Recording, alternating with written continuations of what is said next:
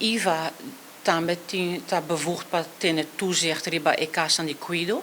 E momental, agora que te acha, nós temos 4 casas de Cuido, mas quer de trayectório intensivo, door que nós está ganhando keho, e keho não que nós está ganhando, seja também de família de paciente.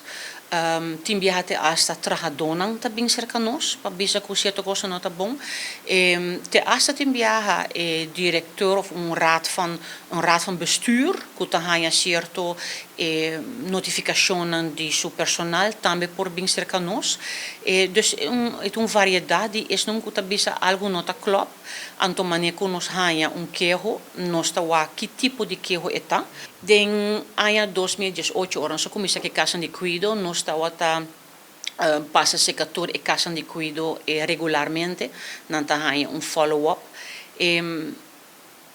Haver momento que tem outra parte de Aruba, de Cuido, maneira instância não grande, pero nós estamos falando de casa de Cuido, de doctor de casa, de fisioterapista, de maneira hospital não, etc. Dus nós estamos aqui tem outro que não com adrenta, que é momento aqui que é personal que nós temos, inspectie voornamelijk, ora nós temos keho, e ora nós está dentro de caso.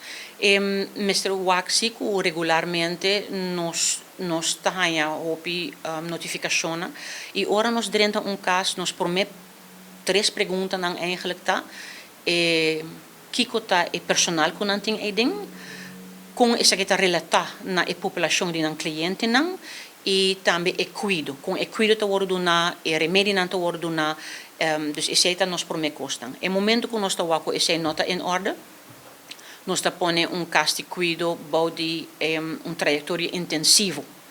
É zeker que não está ganhando certo tempo e se nós vamos risco grande, não mag die tomar paciente mas não tem aanwijzing, instrução, zit maatregel de lei. Anto brandai instrução que não mag die niet toma gente mais em casa, tanto que não direita não personal. E para a inspectie, de cada turno, de cada dienst, mas tem por lo menos verpleegkundige niveau 4 of een verzorgende niveau 3 in cada dienst. Então, assim, nós está por bawak. Para mim, dá uma boa diferença, sim. IVA não está controlar e diploma não. Esse é o kwaliteitsinstituut. Então, nós temos informação de kwaliteitsinstituut para que nível. Então, assim, nós está tem rooster, tem personal, tem capacidade. E se é qualitativo ou quantitativo. Se não tem suficiente personal e é kunanting, se não tem de boa qualidade de diploma não correto.